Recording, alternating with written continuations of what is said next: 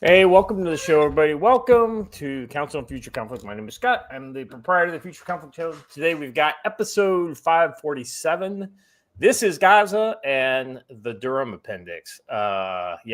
So no, we didn't get a second check from the Mossad this week, but this is something I've been kind of like, I've been watching the news on this, and just a couple things kind of clicked into place for me today that maybe decide to go ahead and I thought we could talk about this. Joe, there's a PMC angle to this one.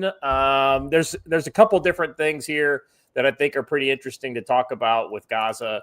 And so, you know, that's what led me to kind of throw this into the show today. And then, of course, there's the Durham Appendix, and I assume everybody's probably seen it. So we're going to talk about that and some other kind of domestic kind of things. I just realized I have them backwards in the show notes, but it's, whatever. The picture, the reason why I did that is because I figured I could get a better picture for Gaza than the Durham Appendix. So yes, now that is fixed in the notes. All right, there we go. Joe, how you doing today, brother? I am doing well and good. I overslept a little bit, so I kind of I was a little bit late myself, but we're ready to rock. We got community security ops starting here today, so I will have to drop out at some point as people begin to arrive. And it's going to be a good day. Going to be a good weekend. Lots going on. The missus has to go to Atlanta over the weekend and be gone for the week, so that's not going to be cool, but it'll be all right. I've already reached out to some QRF people for Atlanta, so we'll be all set. Yeah. Sounds good. Watcher, how you doing? Very, very good. Very good, very tired. I don't want to put Watcher on, blast or anything, but oh no, you wouldn't. We had to send a drill instructor to throw a trash can down Watcher's bedroom. Son, there is a significant emotional event occurring on the Future Conflict Channel. Where aren't you there? That was still almost not effective. So I got the mower yesterday, but it involved driving 12 hours in 98-degree weather without air conditioning. And I got home and started doing all the fixes I need to do. And then at some point during the middle of that, I fell asleep involuntarily. And now I'm here. So, whew. Well, we're glad you're here. We're glad your drive was safe, and hey, I read your post. You said you were pretty damn happy about the deal you got. I am unbelievably stoked about it. Yep. So is that like a riding mower? It is. It's a really nice. It's a really nice riding mower made by Cub Cadet. It's not quite commercial, but when I was doing my research, this is the one that is like essentially a commercial one. Not quite, right? Like they won't give you a commercial warranty on it, but there's a lot of guys who get this and then work with it for like 3.5 years before anything ever happens to it. So a lot of good hours to put in that thing. Sorry, I'm not very entertaining. I need to wake my brain up enough to do that part. But yeah, I am super stoked. This guy gave me an unreasonably good deal, and I have to say, the reason why it's kind of funny. Apparently, he just got divorced, and the wife got the house, and he got the mower, but he's now in an apartment, so he doesn't have anything to mow, and she keeps asking to borrow it, and so he said, "Fuck you, no." Buy your own fucking mower. Yes. The irony of the question in the chat, Squishy Hunter, when did Watcher turn to hosting NPR? Oh, but the tables have turned. He was hosting NPR before he was here. Yeah, that was a long time ago. Watcher, if you don't you take 5 minutes and do some side straddle hops and some, whatever burpees or whatever it is that you need to engage your brain housing group. In the meantime, we can talk about, Joe, I found a fashion suggestion for you. I thought maybe I could share that with the, let's see, I'll share that with the chat here and see what they think. Honestly, Joe, I could see you wearing this. I literally thought of you when I saw this. Yes, I need this. All right, let me remove that. Add this. Look at this. Look at this. Glorious.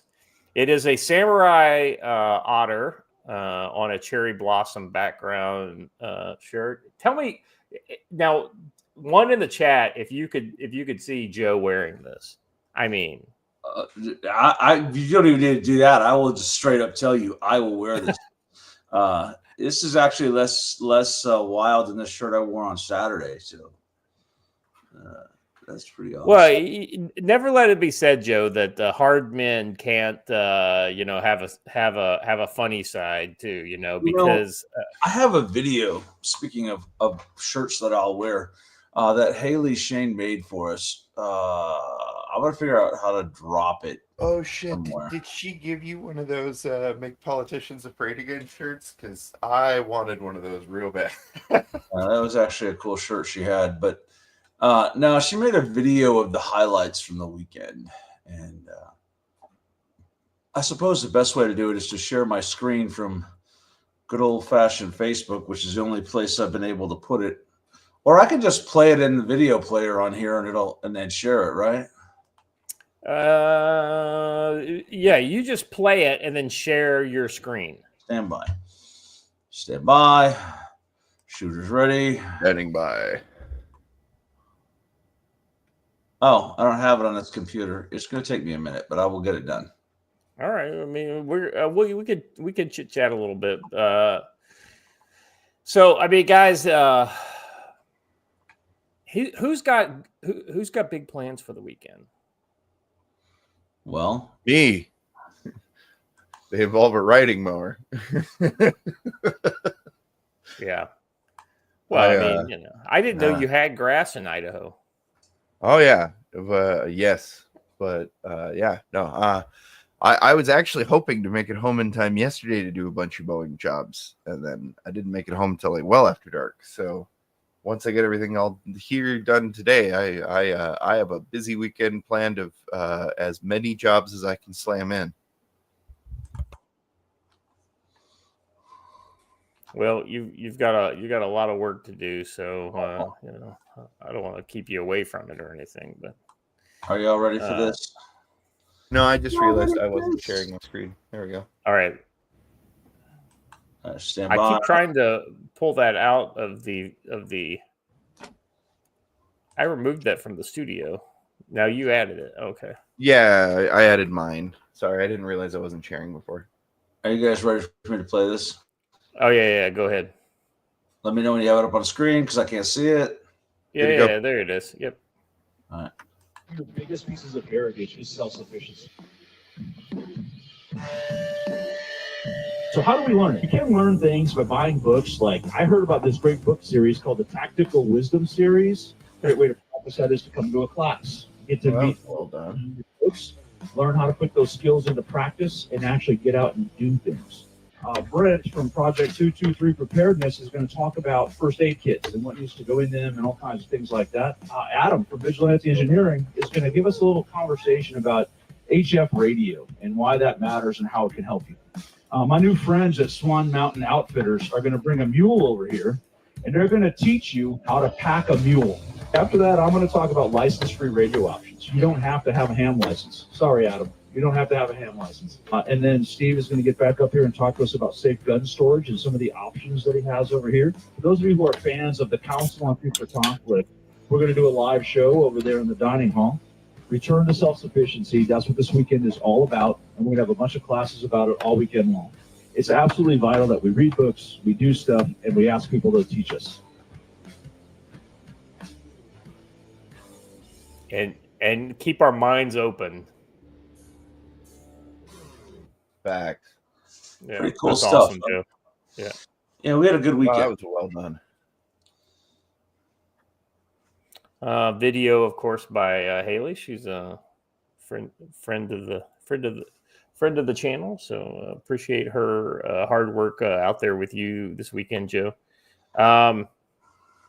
So kind of looking at future events, what do you think? What do you think that people should look forward to? Say if they were to decide, I missed this year, but Joe's already set a date for next year. What should they look forward to next year? I mean, broad brushstrokes, nothing specific. We have some new partners for next year. It's going to involve the folks from Mountain Readiness. So we're going to have some cool stuff. Lots more vendors and speakers. And quite frankly, a lot more folks coming to hang out. It's going to be July 25th or 24th through the 26th. But what's going to be even cooler is that if you come the weekend before, the 18th and 19th, the boys from War Lizard Tactical in Arizona will be coming up to do a defensive pistol class. Then I'm going to throw in a fieldcraft class. I'm going to try to get someone else to teach a 2-day class, like maybe Kay will do some ground rod action or something. The 2 days just before the event begins. So we'll have a week of training and then the class, and then I'll be able to recover. So good stuff. Check it out. It's going to be lots of fun. That's awesome, man. That sounds like a good time. I think it's safe to say that I'll actually be able to attend next year. So that'll be a lot of fun for me. It's that quick, right? I mean, if Scott's here, there'll be more people here. If Watcher would let us do a face reveal, I mean, the women would just come in pouring from out of the mountains. No, what Watcher needs to do is send out samples of his Derby pie beforehand. I think he's an honorary Kentuckian based upon his Derby pie. Based upon his Derby pie efforts alone. And he has definitely learned his lessons on Derby pie making, and we will have no shopping trips being done during the weekend. All supplies will be purchased prior to the event.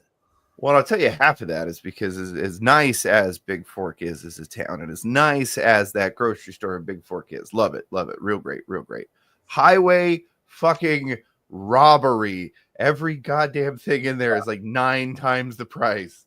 That's because we live out in the middle of nowhere. And that's what it's going to be, because even that store is 30 minutes away. So you kind of have to pay a premium. So. It's true. It's the prettiest little store too. The irony is Watcher, if you bring it from your local grocery store, you'll probably save a lot of money. That was my point exactly. And the pie got the Mrs. Tactical Wisdom seal of approval almost immediately. She took one bite. She was like, "Watcher, you're leaving me the recipe for this, right?" Yes. Yeah, I was not sworn to secrecy by Mr. McCullough, so all those who wish it will be given the recipe. Yeah, it's pretty awesome. Definitely my favorite pie. But hey. All right. Anything else we need to chat about, gentlemen?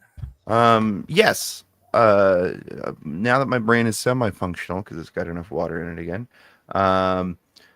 I just wanted to say to everybody who did show up, to everybody who took the time and the money and decided that your weekend was best spent coming out and networking, I want to say thank you from the bottom of my heart. It's always fantastic to see all of you, but I want you to know what a big deal it is that you chose to make that decision, and what a big deal it is to me, and how much I respect the hell out of you for it, and was happy to see all of you there. And those of you who weren't, you will be next time. I'm sure of it. Let's do it. Hey, what the hell are you doing with your life if you're not May you coming stub out? your toe 1,000 times. We actually, you know what? We really did have a great time, and the best time, once again, was the time spent around the fire, just chatting with each other, having a good time. Brent from Project 223 proved my point that if you want a fire built right, have a fireman build it, and that firemen are all borderline firebugs. So, it's a good time. Let's see. Hunch the Dirty Roofer for $5 says, "Watcher, the pie is delicious, but a bite-to-bite fight with diabetes." Yes. Oh no, you're not. No, you're not wrong. Like that's facts. It is somehow what you get when a cookie and a pie have a love child. Oh yeah. I mean, this is not a diet pie. This is There's a question from Crockpot Broccoli about what Derby pie is. And let me just say, you need to fix your life, Crockpot Broccoli.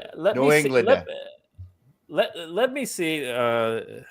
Well, I'll give you the easy one. Derby pie is a traditional pie made in Kentucky around to celebrate the Derby.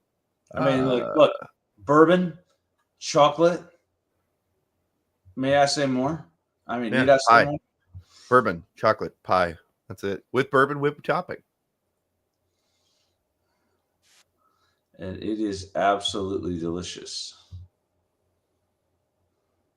If there's an appropriate hit, I have found a video that I can show that will illustrate the glory that is Derby pie.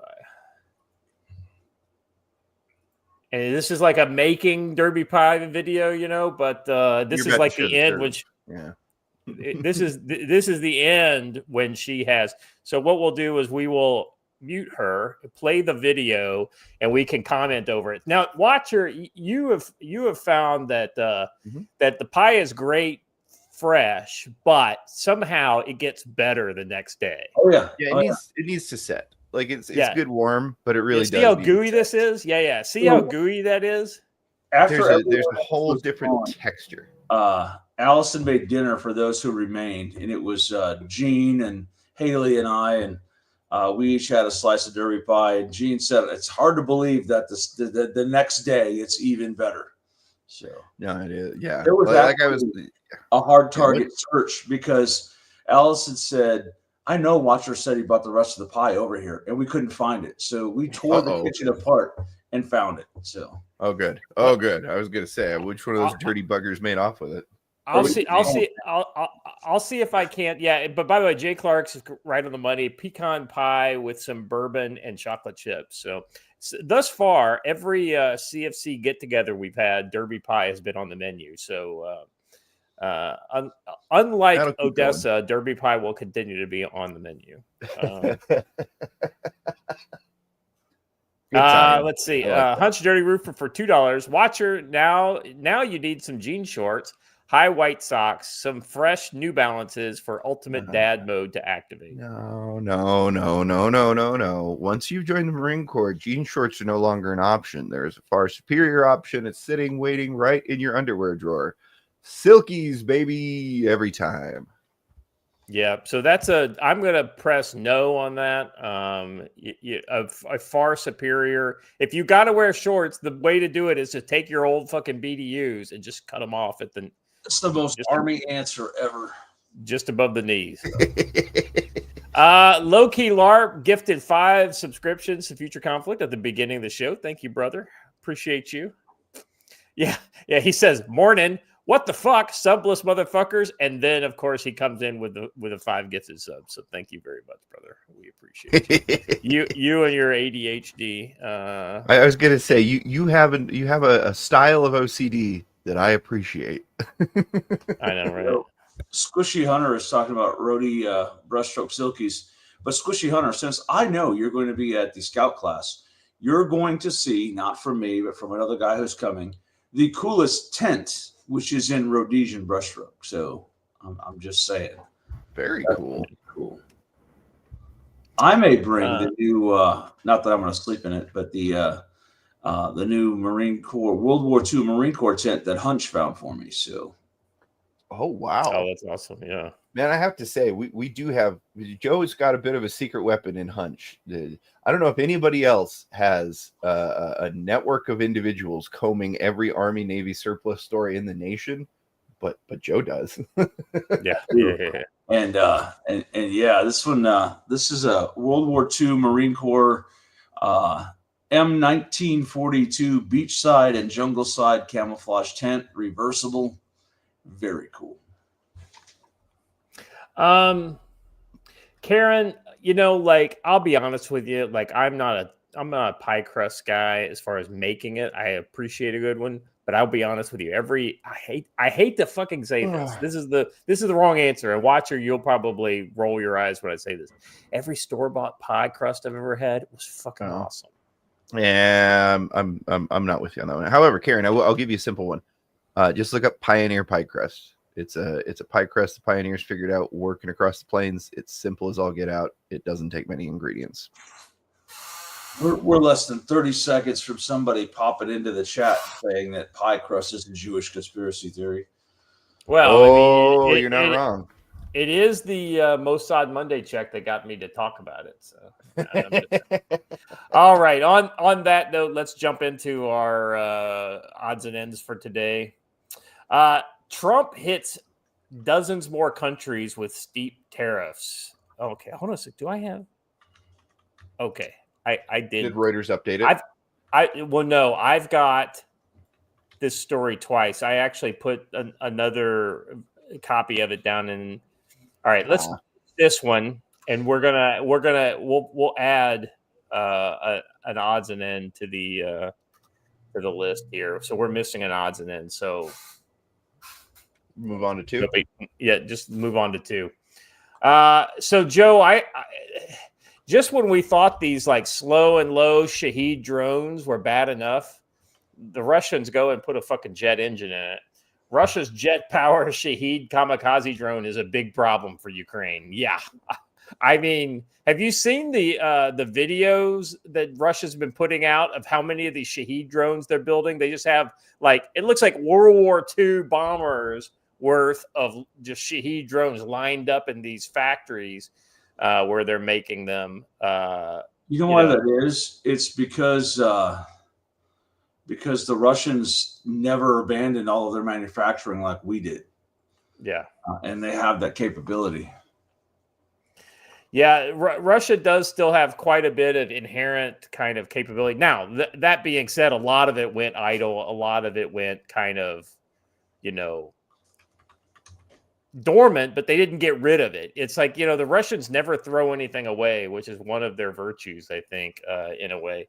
A deadly Russian attack on Kiev and other cities overnight included the use of a jet-powered variant of the Shahed drone. Several Ukrainian officials said the strike highlighted growing concerns that these weapons are harder to track and intercept than propeller-driven Shaheds. Well, no shit, they're fucking faster. Because of how fast and how high they fly. Until alternatives are found, the drones will require Ukraine to use expensive, precious surface-to-air missiles that can cost millions apiece. This looming challenge is something we predict in detail last year, which you can. So, I mean, just off the rip, guys, watcher, you clearly have something to say. Go for it. I'm sorry, I didn't realize my mic was on there for a second. I was just kind of laughing, but I'm telling you what this is going to turn into immediately. This is going to be an arms race for New Oh, yeah. new interceptor jet drones, and then as soon as the new interceptor jet drones are out, there's going to be a dual jet fighter or bomber or attack variant, and then they'll have to release it. This is going to be exactly what happened to jet powered aircraft interceptors, only in miniature. Well, right, and here's what you're going to see Ukraine do is they're going to come up with something similar to this Shahed, but it'll have either a gun or maybe like some sort of I don't know, something on it that then because a person is having a hard time controlling it because it's going so fast. So now you're going to have to rely on like AI to do it. So all of a sudden you're going to have AI powered fucking drones fighting over Ukraine, which is it's like the worst of all solutions, I think, at least for humans. Yeah. Weirdly, I don't understand how the solution to this isn't the same solution to everything else we've seen in that millimeter wavelength radar weapons. Should be able to still fry this regardless of how fast it's going. But yeah, Mr. K has it right. They're reinventing missiles. I mean, you're absolutely correct. That's why I'm laughing at all this. So we have no choice but to deploy multi-million-dollar surface-to-air missiles. But the killer app here is that instead of being $1 million, it's now like $10,000. Like that's the thing that I think. And apparently these jet engines that they're putting in them are so simple that it's like they don't cost hardly any money. Let me continue to read here. Basically, on radar, it displays as a cruise missile by flight parameters because the speed there can be 500 plus kilometers per hour, which is about 310 miles per hour. Not all means that we can intercept such targets. At least 13 people were killed and more than 130 injured in the latest barrage, which were also included 8 Iskander cruise. Iskander K is a ballistic missile, not a cruise missile, as it says here in the garbage reporting from the war zone. Come on, guys, you're better than this. The jet-powered drones appear to be a version of the Shahed 238 drone, which Iran first presented last November. According to documents that were leaked in April 2023, the Shahed 238 has a range between 620 and 1,240 miles and can climb to an altitude of up to nearly 6 miles. The warhead weighs 50 kilograms, and its turbojet engine produces a maximum speed up to 600 kilometers per hour or 370 miles per hour.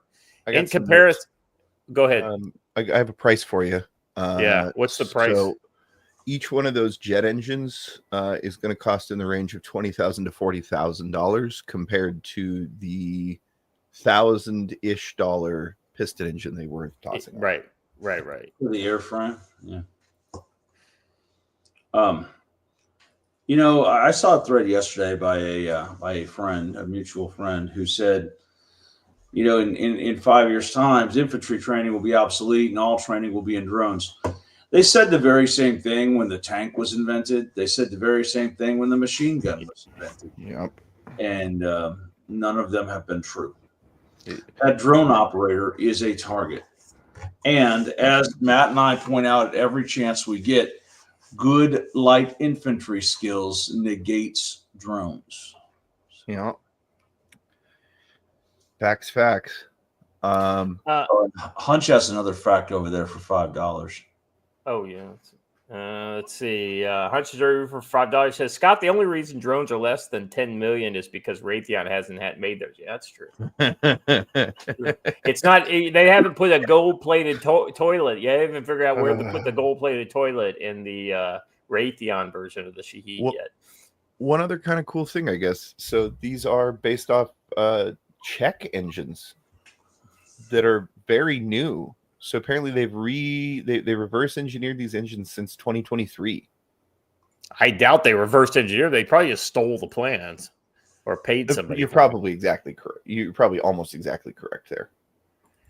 They may have even got the plans from the fucking Chinese. I mean, well, they got the plans from the Iranians, but the Iranians are the ones who ripped it off the Czechs. Gotcha. Outside of ITAR lands, it's most of this military technology is kind of free. It's a kind of a wild west for any kind of military tech that you want to buy. outside of ITAR land. Even in ITAR land, it's still fairly easy to get around some of this stuff if you're a friend of the U.S. ITAR land sounds like a really fun place to visit if you're a citizen, if you're a U.S. citizen. Yeah. By the way, just as a cross comparison, if you were curious, a single AIM 120, which is that's the missile they put in the NSAM, the National Air Surface Air-to-Air missile. The NSAM fired by one of the that shot down plenty of Shaheeds cost between $500,000 and $1 million. Meanwhile, the Patriot PAC-3 interceptors cost about $4 million a piece. So just even a $20,000 to $40,000 turbojet engine in a Shaheed knockoff drone from Russia is still a huge value when you're looking at Western anti-air weapons. And I'm right there with you, Watcher. I don't know why these microwave weapons. I mean, because I think ultimately the microwave weapons are going to be kind of the killer app for ADA against. Omega Lloyd has the answer. I was going to say Omega Lloyd's got it. I mean, for like what? $150, we could put up drone-free area signs. Should be that's right. That's right. And you'll be fine. That's true. It works with guns. I mean, look at New York City. You haven't had any. Oh, wait a second. It's like magic. Lost Core 23 for $10 over on Rumble. Gooding, CFC. Well, good morning to you as well. All right. Anything else on the drone front you guys want to talk about? There's literally nothing else on the drone front I want to talk about. Don't get me wrong. I like drones. I think they have a use. I think they're important. But the drone bros are like the Meshtastic bros who are like the crypto bros. So, yeah. I have a kind of a middle of the ground stance. I kind of think the right weapon for the right terrain for the right situation. Right? Oh, absolutely. No, I'm saying I agree with that. But there are guys who think it is the only answer, and they don't want. No, you're right. Yeah. Well, guy's going to die. I'm sorry. Let's be fair. Everybody gets that way, right? Pilots think that they're the end all be all of warfare. Sea captains think they're the end all be all of warfare. I think everybody gets that way. But the new kid on the block, it's always the most annoying to hear it from. Yeah, that's true. Also, like the tactical poncho bros with the wool ponchos. I have one. They're very cool, but moving one. And a lot of guys come down and they want to wear theirs down at the G camp and show everybody how cool they look in their poncho. Then they run up that hill and almost have heat stroke. Yeah. You got to use the right tool for the right job. Thank you for pulling that up, Scott. That's right where I was going. Yeah. I think ultimately Hans has got a point here.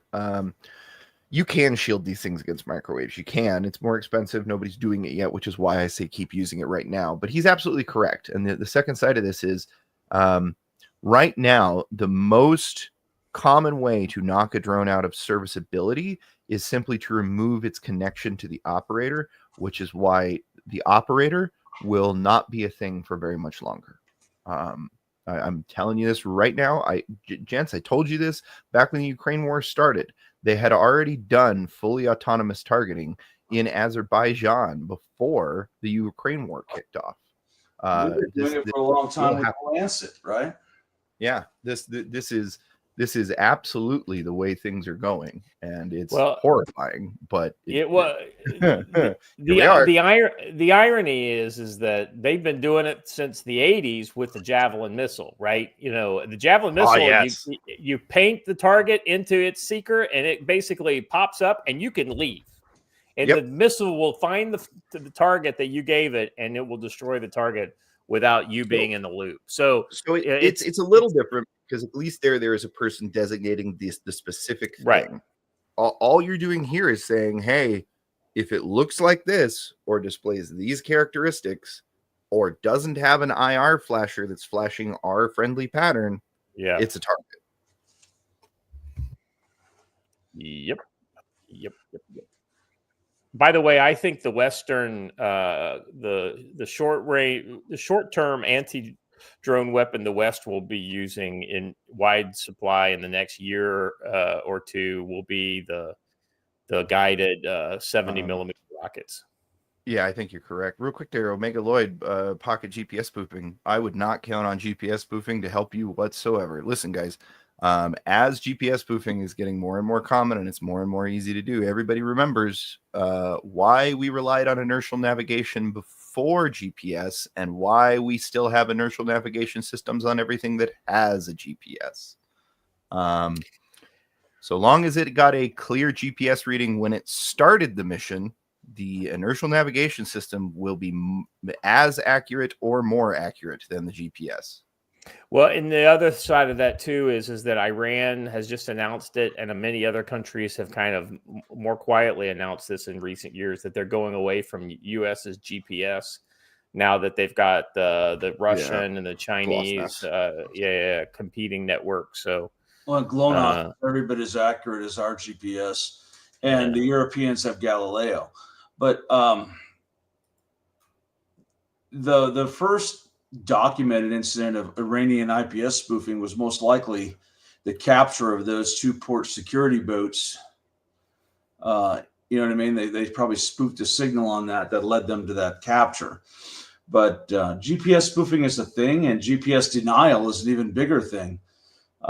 Remember, you're allowed to use the United States GPS system at the will of the Department of Defense. They can shut that off at any time. Yep. And I think that's important for understanding why we still retain inertial guidance, right? And that's also why you learn how to use a map and a compass. Well, actually, this, if anything, if I tell you how GPS works, it should scare you into not relying on it for anything. All GPS is satellites chirping out what they believe is their time. And then we use that. Your phone hears all those signals and then recalculates it based on what it knows is the time. And it can use that in order to figure out where it's at, which means to spoof GPS, literally all you have to do is chirp out on that same radio station louder than the satellite a different time. That's it. That is all GPS spamming is. That's it. And the other piece of it is, as I point out regularly in all my writings, is that without the ground stations telling the GPS where they are, we're telling the satellite where it is, so it knows where it is in relation to the Earth, the whole system doesn't work. So if the power is out at the ground stations, the GPS signal immediately begins to degrade, and the satellites lose their geosynchronous lock and begin to drift. And therefore, your GPS is going to send you to the wrong place. Yeah, and that's the GPS spoofing. So, no, he's talking about the drift that happens when they're not maintained. And that's significant, by the way. It, like, within a day or two, the GPS navigation will start to become dangerously unusable. One of the so I just confirmed Iran's going to start using Baidu, which is the Chinese alternative. I'd heard that too. Real quick, there was one more thing that got said that somebody had it right, and I want to point this out. The other thing guys are doing that are designing drones to not rely on any of this is old tech, but it's been perfected and much easier to do now. It's literally just image processing. They program in what the route should look like via many different things, including like literally Google Earth can be used to do this. But they give it the graphics of what it should look like if it's navigating correctly, and then let it go. All right, let's move on to the next one, shall we, Gent? Urgent action needed. This is I thought this was suggested by and I looked into this and I thought it was kind of interesting, so I thought we could chat about it. And Joe, this kind of broadly kind of goes to China's efforts in the South Pacific more broadly. Urgent action needed. This, by the way, this is from China Uncensored. The governor of the U.S. territory has suddenly died after calling for an FBI investigation in Chinese influence operations and corruption in his territory. Now is a critical time to launch an investigation before evidence can be hidden or destroyed. So let's check out this thread. For many years, Governor Arnold Palacios, the Commonwealth of Northern Mariana Islands, has tried to root out corruption tied to the CCP influence operations and Chinese money. Most recently, in April 2025, he sent a letter calling for an investigation that he had considerable evidence to provide directly to the FBI. So the Confederate of Northern Marianas Islands is strategically important to U.S. territory in the Pacific. Yep, Saipan, that's right. It is just 120 miles north of Guam. The largest island in the CNMI is Saipan, where one of the most crucial battles of World War II was fought. The DoD is currently investing more than $800 million to upgrade military facilities in Saipan and the Northern Marianas. The CCP understands how strategically important CNMI is in a possible war over Taiwan. For years, the CCP has been using the Marianas Islands as a political warfare entry point to the U.S. In 2015, a Chinese casino called Imperial Pacific opened in a space the size of an Olive Garden in a strip mall in Saipan. The first 3 months, it reported doing $5.3 billion in VIP bets over fewer than 20 tables. Soon it was doing over $2 billion a month. In 2017, it was turning over 6 times more cash per table than Macau casinos. Since Macau is notorious for money laundering, this raised eyebrows. Let's see. Imperial Palace did a bunch of sketchy things in Saipan, like paying billions of dollars to the family, the former governor. It also had 3 former U.S. governors and former FBI director as advisors, and a retired military judge and former CIA director on its board of directors. I'm just kind of reading the clip Almost here. like it's actually an intelligence operation. It's exactly what I was just thinking, Joe. This is like, wow, it's almost like they've got a fucking intel op here. Meanwhile, the Imperial Palace was building a huge casino with undocumented Chinese workers who were getting constantly injured due to lax safety standards. After a worker fell to his death, the FBI charged the contractors with immigration violations. What were you going to say, Walter? I just was going to say, hats off to the reporting here from China Uncensored. Good work. Yeah, this is really good. Let's see. Northern Marianas Islands is the only place in the U.S. where Chinese nationals can enter without a visa. We need to change that immediately. They're only supposed to stay for 14 days, and they're not supposed to leave CNMI. But FBI raids on Imperial Palace found hundreds of Chinese had overstayed and were illegally working construction. That's not all. After landing in CNMI, Chinese nationals are also illegally obtaining U.S. driver's license. In 2023, a head of CNMI Motor Bureau of Vehicles was sentenced to 5 years in prison for providing these driver's license. And despite not being allowed to leave CNMI, You had a driver's license. Say that again, Joe? Administration? I mean, Shocking, just to right? be honest. I mean, that's what they are.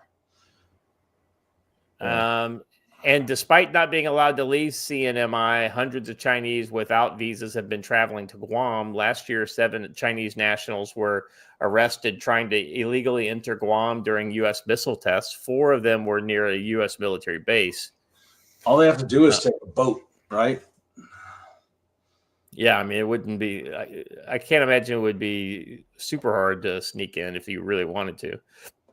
Despite the clear threat to U.S. national security, the U.S. government seems to have barely scratched the surface of the CCP's political warfare in the Northern Marianas. In 2019, the FBI raided former Governor Torres' office in the Imperial Palace during the investigation into money laundering and wire fraud from a foreign entity. Just a few weeks ago, the FBI confirmed they were closing that investigation. Meanwhile, Imperial Palace closed during COVID and declared bankruptcy last year. You know, making $6 billion per month, and now they're bankrupt. Okay. But the company that's trying to buy its assets in CNMI, Team King Investments, is closely linked with the owners of Imperial Palace. Stuff shocking, I say. While in office, Governor Palacios repeatedly asked the federal government to investigate public corruption, which leaves the Marianas Islands vulnerable to CCP influence. I don't think we want to sit there and watch this video. Anyway, I thought this was a really cool thread that China Uncensored. But how did he die? He hasn't died yet. He's still alive. He is the current governor, evidently, or is he outgoing governor? It just said, no, he died. No, I'm sorry. He's dead. Yeah, I was getting that confused. Yeah, so basically, he suddenly died. So. Let's see. Let's keep on going and see if we get. All right. Yep. All right. But how did he die? No one knows. That's literally what this is about. Is they're calling for an investigation, and it's not just China Uncensored calling for investigation. It's a lot of these various different officials in either territories that belong to us or nations that are friendly to us. Are scared. We're not like, even now that Trump's in, we're not treating China like the actual threat they are. Trump's still trying to play negotiation pussyfoot with them. He doesn't realize we're already at war. About Japan retaking Saipan.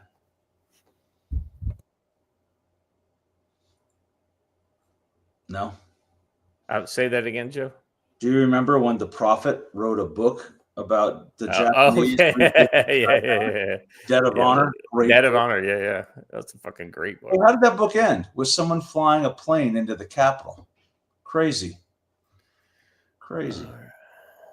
There we go. I was just looking for this, guys. I'm going to look up maybe another story that might have like at least the circumstances of his death. Like, was it he died of natural causes or died in his sleep?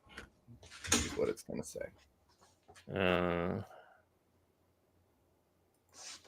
Getting hit with a bullet is a natural cause of death. Yeah, I know, right? I mean, he was walking down the street and just collided with this bullet. Sudden, let's see, sudden passing. Let's see. It doesn't fucking say.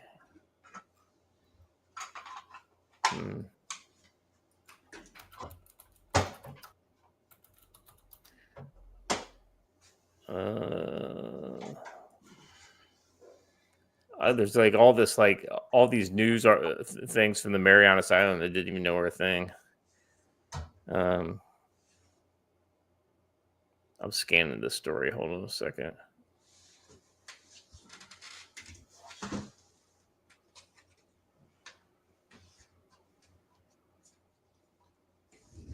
Bad Chinese food. It doesn't say. Anyway, all right. Maybe somebody in the chat can find it. We will drive on with the show though. Biggin 599 over on Rumble for $10. Good morning. Hey man. Good morning to you. Appreciate the support, guys. You have been very generous this morning. Whether it's a super chat or gifted subs or becoming a member, we appreciate any of the support you guys are giving us today. So thank you so much. Hey, listen, Biggin 599 is a good dude. He was here all weekend, and I know he didn't do it for kudos. I'm gonna do it anyway. But he made a donation to the camp that was significant, and we thank him for it. So, brother. Also, for those of you who didn't get it, you need to make your way to Camp Ponderosa if you want the rare and elusive, exclusive Camp Ponderosa shirt. Lance Corporal Veteran for $5 says cultural issue about in USA is hyper conventional idea of what war and a popular culture blindness to alternative visions of warfare. Yeah, the problem in America is that we spend so much money on weapons, we're afraid to put money, and it's like a political kind of like risk, right? To put money into a weapon that's not proven. And so, yeah, so that's the reason why you end up always fighting the last war, right? Also, why you end up with China killing your governors, because they consider themselves to be at war with us, and we kill the Chinese governor because we don't consider ourselves at war with them because we have a misconception of what war is. 4 knots to nowhere says best part of Dead of Honor was when U.S. subs named after the Pearl Harbor battleship started collecting Japanese tonnage. Yeah, I'm going to tell you the best character in the Dead of Honor wasn't Clark and Chavez. It was Admiral Robbie Jackson and his absolutely brilliant battle plan. So, if I remember correctly, that was that the second book that had Ding Chavez, in it. I think he was working with. It was after. It was pre-Rainbow Six, actually. Yeah, it was pre-Rainbow Six. That's what I'm saying. It came in between like Clear and Present Danger and Rainbow Six. Yeah. I think there was maybe some other stuff in there too, but yeah, he's actually one of my favorite characters. And Squishy Hunter, when Joe cooks steak, does that make it a Camp Ponderosa Steakhouse? The joke's on you. I don't do my own cooking here. I have 2 cooks, one of which is Watcher, and the other is Boiler Man 09, and they do the cooking. They actually lighten the load for me when we have people here. So, yeah. All right. I tell you what, let's call it. We're at 51 minutes, so let's call the odds and ends here just with 2. That's fine. I think we had some pretty good discussion. That's true. Hunt, you did make burgers, and you made excellent burgers, by the way. So, all right, Joe, you want to talk a little bit about Tactical Dash Wisdom? You've got a commercial now. That's awesome. Anything else the folks should know? Well, yeah, we've got some more articles coming. It's been a busy 2 weeks, so I haven't had a chance to get these articles actually published. But I've got some about intellectual honesty coming, which is important. Intellectual consistency, I guess. It came from over the weekend when there was some commentary about whether or not Trump should take over New York and install a military governor, and the same people who have been saying all along, we're training to resist a tyrannical government, we're actually cheering this idea on. And intellectual honesty means you can't believe both things, right? That you should resist a tyrannical government, but if they're being tyrannical against people you don't like, it's okay. That's not true. So we're going to talk a little bit about that and what that means in the long term. We don't stand up for, we don't cheer on the police state when it's used against people we don't like, because it will always be turned against you. And a guy says, prove your case. And I said, read any history book literally ever, right?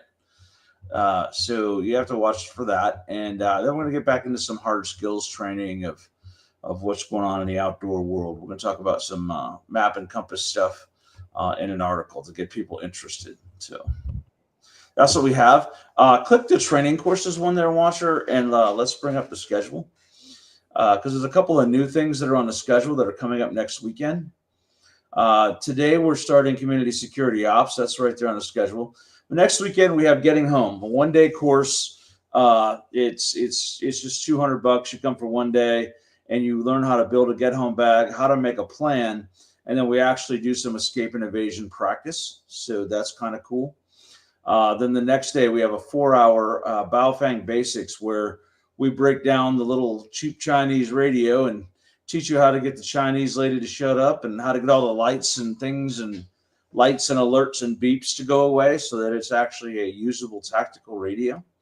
So we spend a few hours on that. Then the following weekend, we're going to run a field training exercise. Now, I understand that there are many people who keep telling me they're coming to the field training exercise, but 0 of you have either registered or emailed me this. So I need to know you're coming, because if nobody tells me they're coming, I just cancel the class and you show up and I'm like, well, there's no class. But you can go camp in the woods, I guess. After that, we start our long week of training. August 22nd through the 24th, Fieldcraft. where we teach you some basic movement skills, a little bit about camouflage and concealment, and terrain appreciation. We teach you how to use a map and compass. You do it in the daytime and the nighttime. And then we do tactical arts and crafts and get out and build shelters, which is very cool.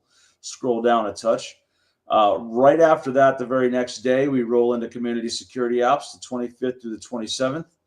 And then there's a 1-day break, and we jump into combatives the 29th through the 31st. So in the course of a week or 10 days, really both weekends in a week, you'll get all 3 of our core classes and come out with some solid skills. Combatives weekend is awesome. You start Friday with unarmed self-defense and ground fighting, and then we move Saturday into sticks and knives, and Sunday cold firearms combatives. And you leave that with a study guide to enable you to practice at home. And if you buy the combatives weekend, any other time we hold a combatives class, you can come back for free because I want you to get more reps in. So check that stuff out. Come on out. Yeah, it's awesome. A lot of opportunities, a lot of good stuff happening, and in several different places. So it's very good.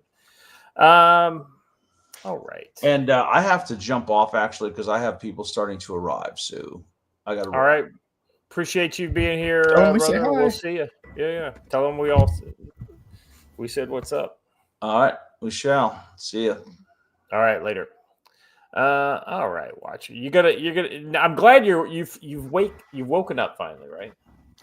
Yeah, we're sipping on the caffeine. We're almost there. All right.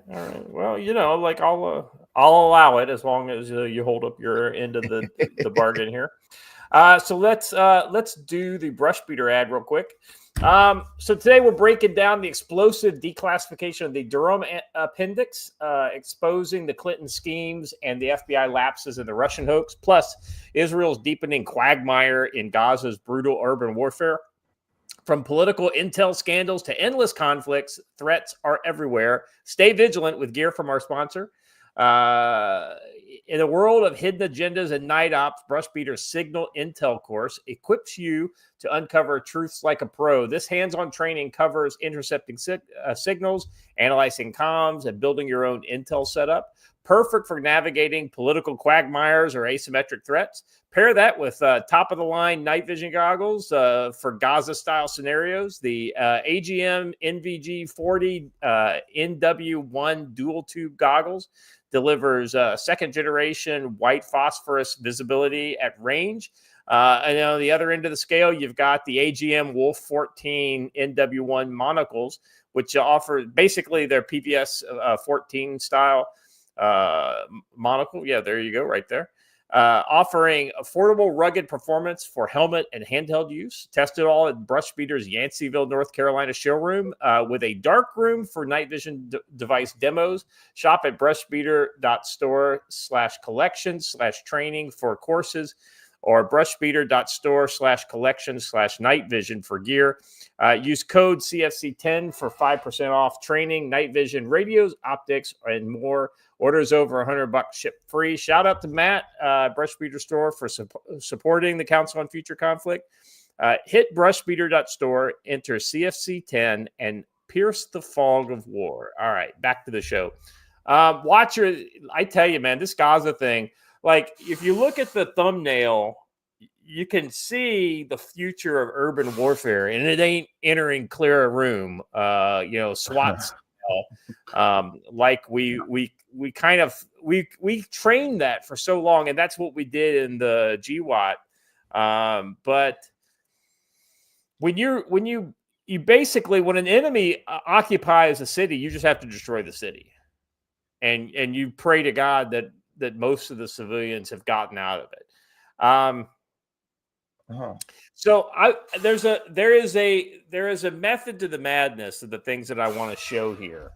So the first things up, we've got breaking. IDF releases footage from July 25th of Hamas terrorists looting aid trucks. Weird, because I was reliably told by the New York Times and USAID that this wasn't happening. You think? Now, USAID, I don't know how much they're doing anymore, but we have definitely been hearing that Israel's been holding all the aid, and they've been shooting all the Gazan civilians that try to come get the aid. Nope. Here's the aid that was given to, and it gets hijacked by and so it's not just Hamas. There's also kind of gangs, like tribal clannish gangs within this area that's exercising some control as well. And so if you want to know what happens next after they do this, go to the next video. By the way, yeah, Mr. K says, haven't we seen this before? Yes, a lot. Yeah, so this has been every aid convoy. As soon as aid has started coming into Gaza, this started happening. And so now we've got the Mad Max, like real world Mad Max stuff. You know what? I just realized when I shared, I did not give you guys audio. Let's fix that.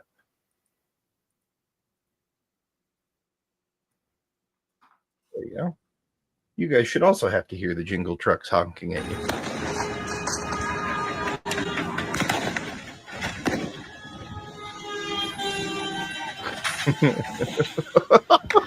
So evidently this purportedly is not Hamas that sees these trucks. This is one of those kind of tribal gangs. But yeah, they got a fucking scraper going, I mean, well, this isn't just like the same truck all over and over again. This is like a whole fucking convoy. And they stole some poor family's minivan. Yeah. Oh my goodness. Somebody watched Footloose too many times. I know, right?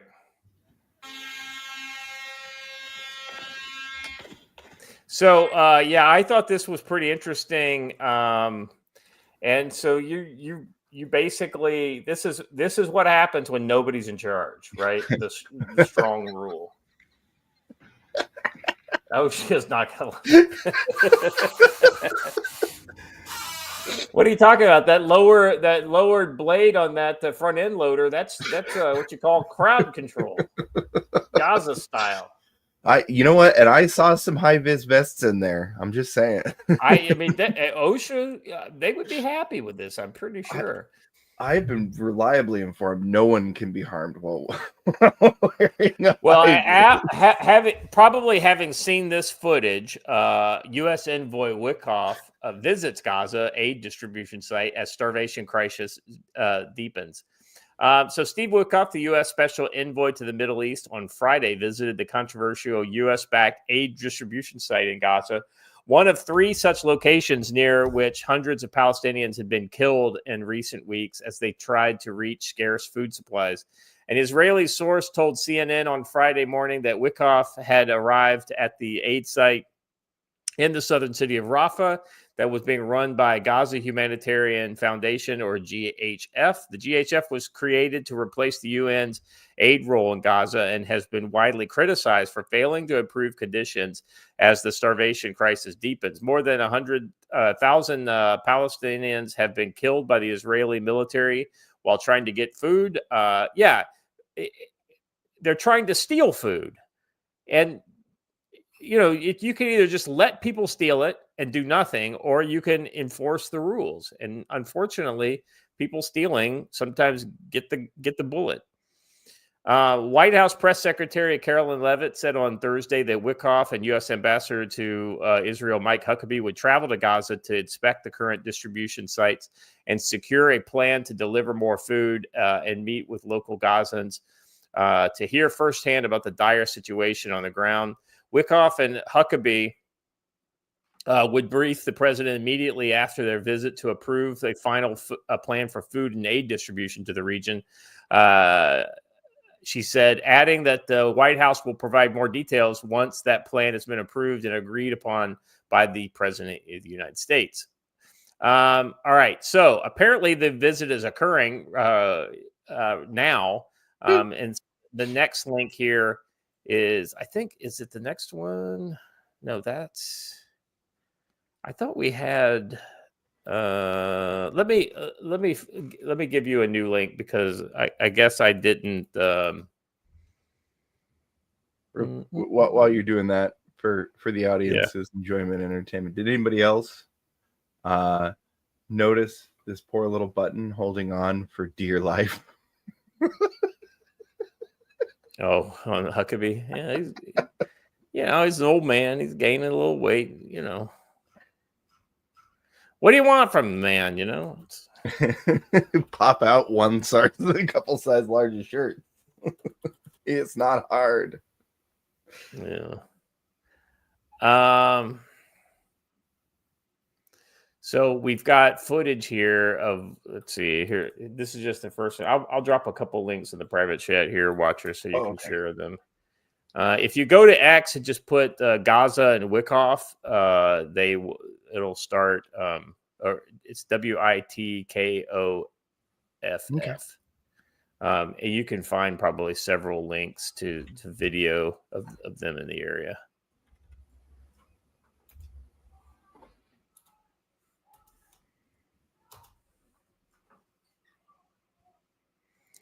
So essentially what you've got here is touring the aid storage area. Now, I assume they're going to meet with some folks and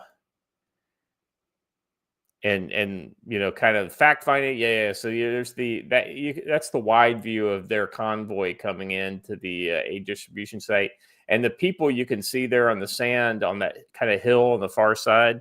That's where the civilians are. So they're right up against the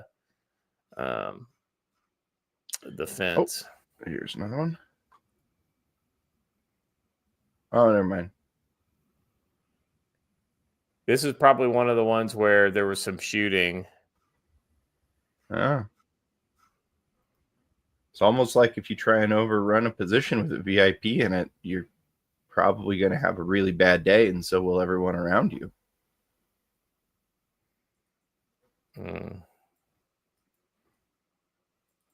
It's almost like that's true regardless of which country it is. Yeah. Well, I mean, this kind of stuff's pretty universal. Yeah, I mean, I'm just gonna say the Turkish president came here to the U.S. and people were merely protesting him being there, and his bodyguards crossed a street to beat the shit out of the protesters. Yeah. No charges filed.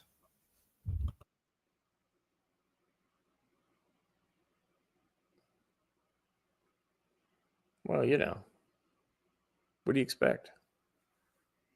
Well, that's kind of what I'm pointing out. It's international politics. Don't fuck with the VIPs. Yeah. There's one rule. It's pretty simple.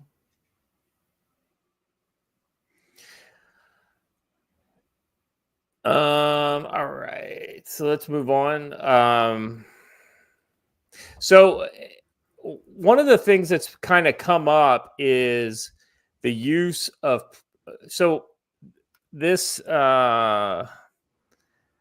GHF, this Global Humanitarian Fund that is providing a lot of this food, has essentially contracted American PMCs to secure the site.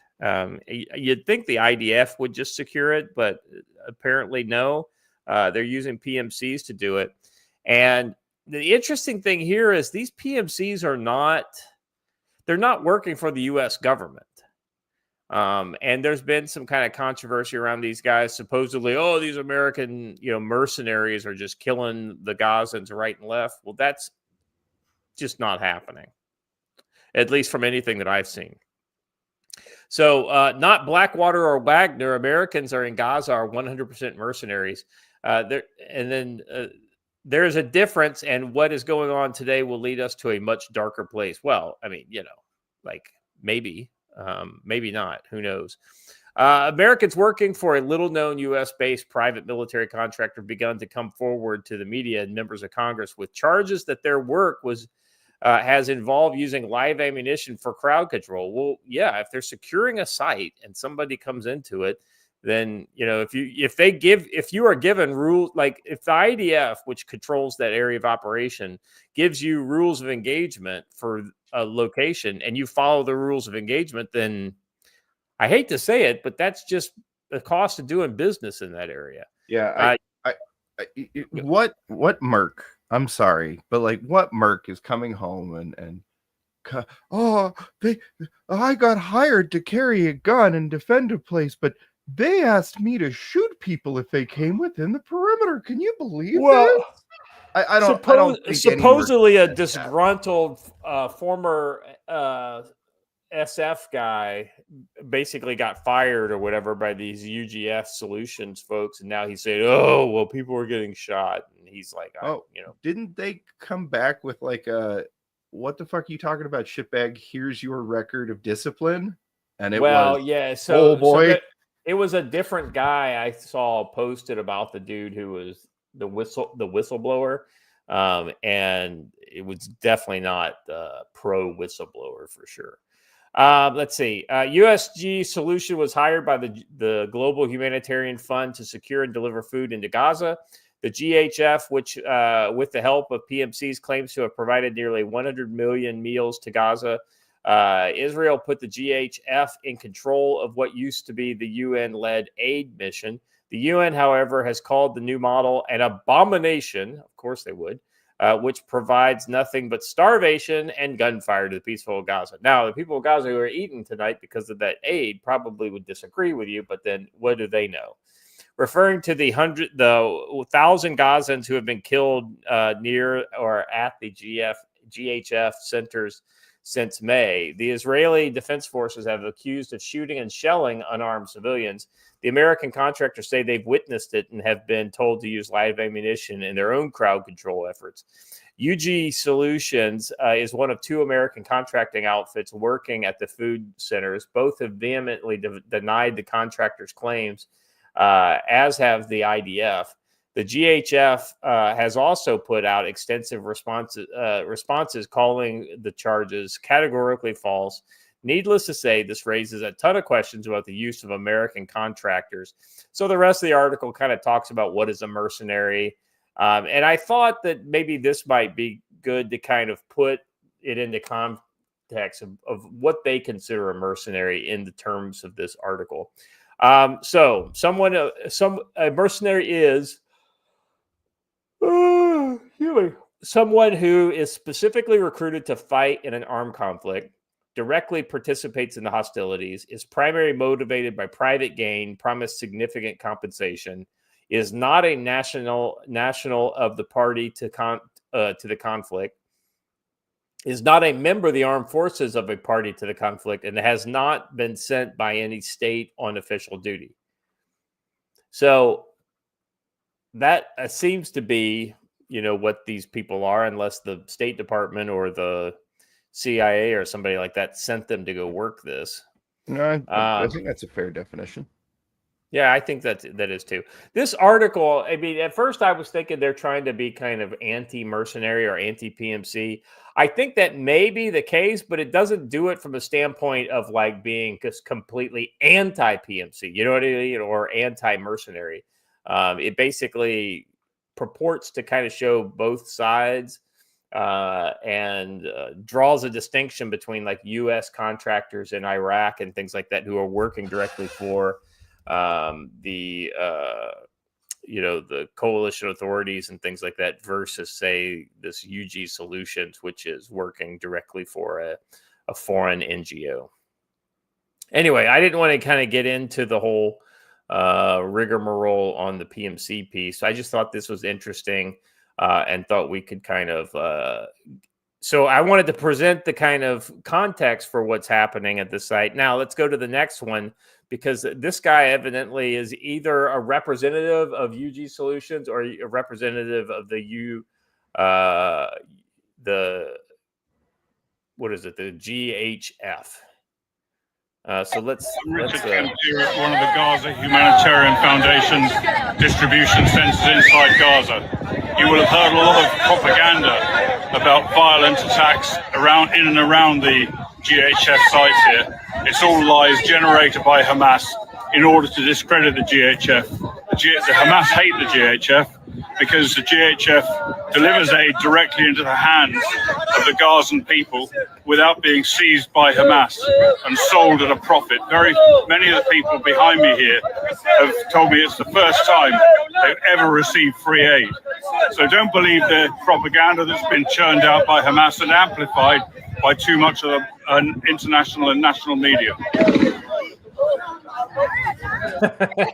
They got a little gunfire at the end. I'm sure that was like fire in the air type fire, but still, just a little burst, Yeah, you could have done without the burst there at the end. That's for sure. And the universe has such a sense of timing. It's the best. I know. All right. Anyway, so I thought this guy seems pretty credible. The fact that the people there are just standing around and not in fear, I think shows that probably most of the violence that has occurred in and around there has been justified for the most part. Once you've been in a place like Afghanistan or Iraq, this kind of thing seems way more reasonable. Like shooting people, involved in something like this seems way more reasonable because you've actually gone through these ambiguous situations that makes it really hard to know, have perfect knowledge whenever you act. Well, look, man, people don't get how much of a magic spell words are on people's brains, but it's factual, right? Because if I present somebody with a aid distribution site and people were killed at an aid distribution site, their brain rigs up something that is so far from the actual truth of what's happening out there, it's impossible. The way you get them there, the only way you get them there is to walk them through the actual scenario. And to be honest, if they've already had their mind made up that this was wrong, they still won't care. But until you realize, hey, you and like 20 of your friends, your whole job is to make sure these people get food. And there's a lot of other people in the area who want to steal the food because food is power and they can force people to do what they want if they have all the food. Those people are willing to kill you. They're hiding amongst the same crowd. They carry explosives and weapons of all kinds. Not to mention the hundreds of thousands of just individual factions of, hi, I am a regular civilian. I am just here for aid, but gee, if I can get a pallet of one of those MREs, my family could maybe get out of here, right? So the 20 of you are hanging out and you realize that there are like 10, 20,000 people surrounding you in every direction that all would literally do anything to get the stuff that you have and would gladly slit your throat for it. Even the nice ones, right? So that's a little more what the picture looks like. And backup, in this case, mostly looks like film crews filming people torturing your dead body. So, yeah, that's how you arrive at 1,000 civilians have been shot through aid distribution networks over how many years and how many different people were served fine. I'm just saying, I think McDonald's in Chicago probably have a higher incident rate. Yeah. Yeah. I mean, I don't know. Anyway, I just wanted to make sure that this is a story that's been kind of like churning out there in a kind of a low boil for the last little bit, and I just wanted to make sure that we kind of put a cap on it. Because here's the thing: like, I think that Israel, and this has not happened yet, but I think Israel is going to. I think Israel is going to annex Gaza. I think you're right. I don't see how, from a security planner's perspective, Scott, I don't see how they can do anything else. Yeah, I mean, it's like, for instance, it says here, this is a tweet from 2 days ago. Breaking: Benjamin Netanyahu says United States has authorized Israel to annex parts of Gaza. I don't know which parts, but that actually makes sense from the standpoint of where. I honestly think Israel should just annex the whole damn thing. then I quote George Bush when I say, "Fool me once, shame on you. Fool me twice, won't get fooled again." But basically, like, how many times have they had to have a multi-front war launched from Gaza to start with in order for them to decide, hi, we're not going to allow you this bit of territory anymore? Now, here's the thing I could see them doing. I think they could potentially annex it and then, start to kind of rebuild the basics, the infrastructure and things like that. And then maybe invite the Gulf nations in to help administer it. And then you could potentially look at some sort of autonomy within the state of Israel, but not as a separate state. But it would have to be one of those kind of things. You earn it little, like one salami slice at a time. It's none of this kind of like, oh, well, you can vote in Hamas if you want. Well, fuck no, you can't do that.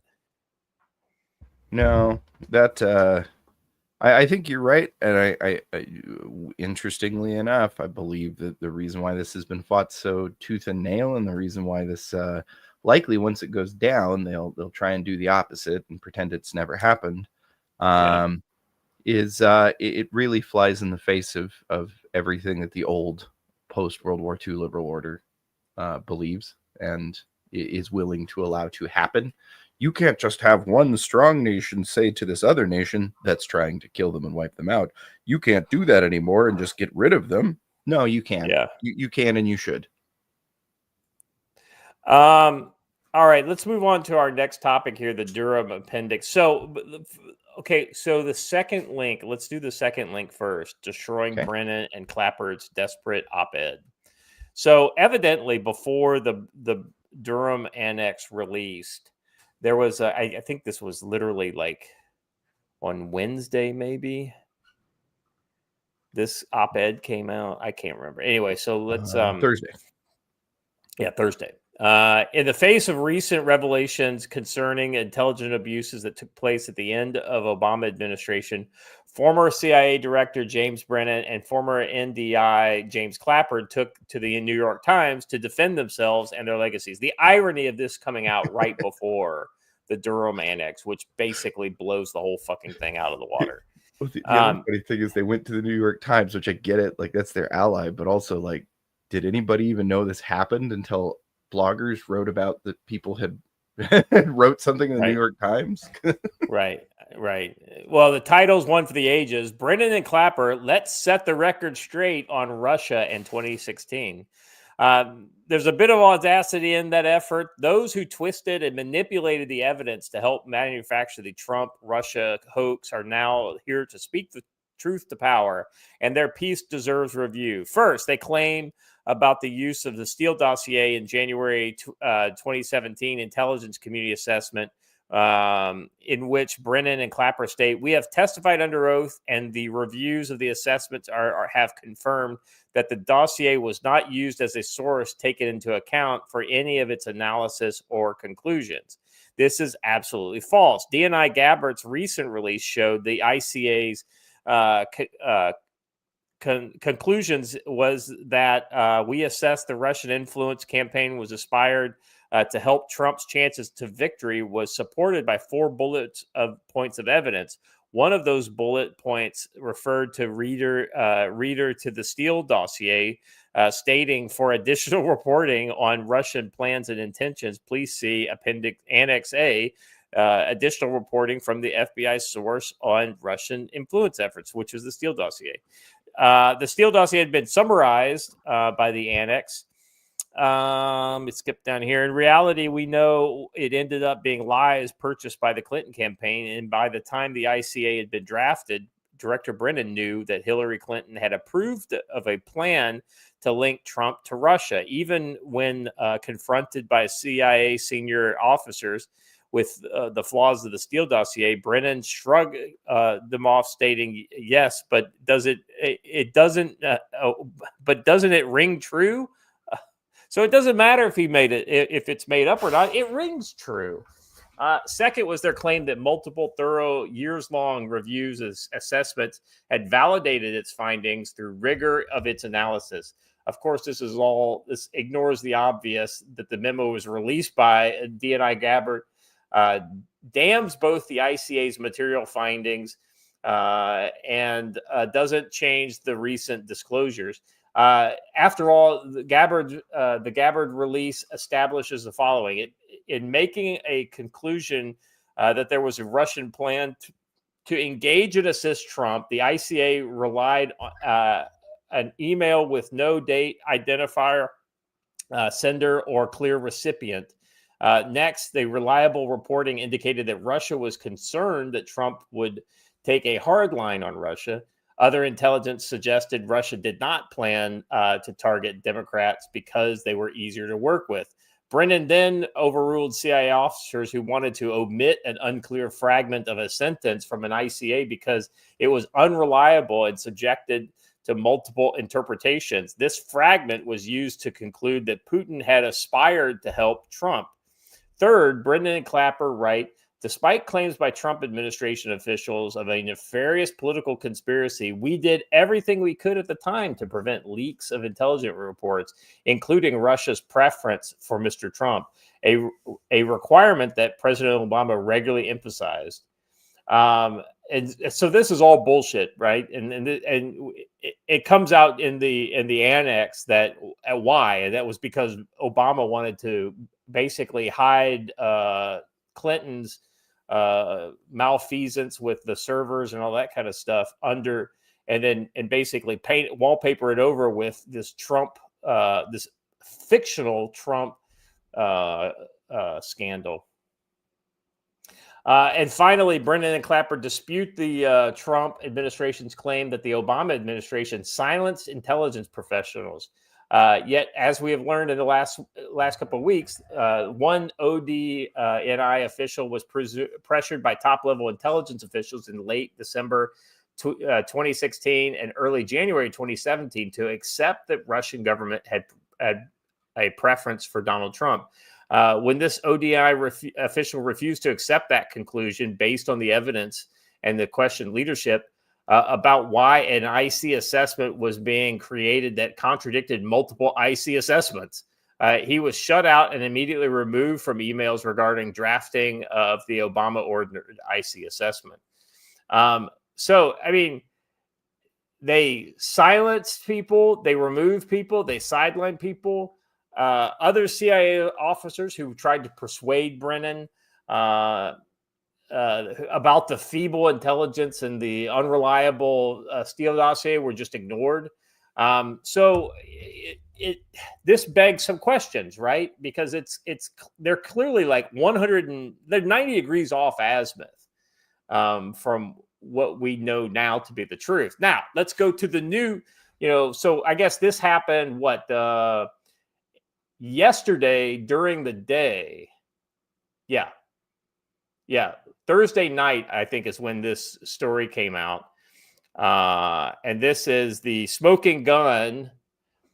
The declassified Durham Appendix confirms Hillary Clinton planned to smear Trump, use FBI, and put more oil in the fire. Now, real quick, watcher, let's talk. Why is it important for us to talk about this? I'll let you take a stab at that first. Oh, well, I'll cheat here a little bit. I saw a YouTube headline while I was busy doing other things yesterday that essentially took a stab and said that Hillary's chargeable. Oh, yeah. Fuck, Obama's chargeable. Well, no. It's already been ruled that, is he technically chargeable? Yes. Would you? He has to be impeached, even though he's not in office anymore. Well, no, that's not that. So that's not true. Anything he did, any kind of communications he did about this after the fact would fall outside of the presidency. Yes, you're right. Those would not be official. You're correct. Yes, but I think the things we have record for, though, because after that he was able to completely communicate off of. Now he probably was already communicating on servers that were not Freedom of Information actable. But afterwards, he certainly could without any hindrance. Yeah. Now, will we lock her up? I don't know. I honestly don't know. I think she could be charged. I think that if Trump goes after anybody, I think it's her. As far as putting a head on a spike, just to kind of because here's the thing: they tried to put him in fucking prison. Yeah. I mean, they had him arrested. They had him, I bet Hillary's mugshot won't be nearly as t-shirt worthy as Trump's was. I think you're correct. Funnily enough, though, if any of them are to go, I feel that she is actually like the least. How do I put this? The least relevant candidate. She was not even relevant. Like, she was a political candidate, and was this scummy? Yes, but also, is this kind of the sort of thing I have always just kind of assumed all politicians do if they feel like they can get away with it? Yeah. So she was the one who I feel was the most acting in type, right? It was all of these intelligence officers that are supposed to be the guardians of liberal democracy, that nonpartisan actors who are very obviously partisan actors and have been the entire time.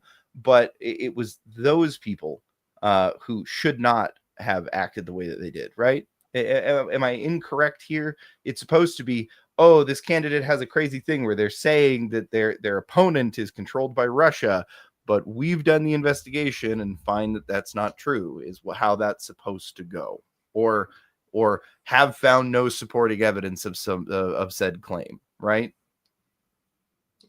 Well, I mean, so for me, the reason why this is important is this is the kind of thing that could tip us over into the, okay, guys, we're getting ready to lose the plot here. They're gonna start charging everybody that they can get charges on. We need to basically kick over the apple cart.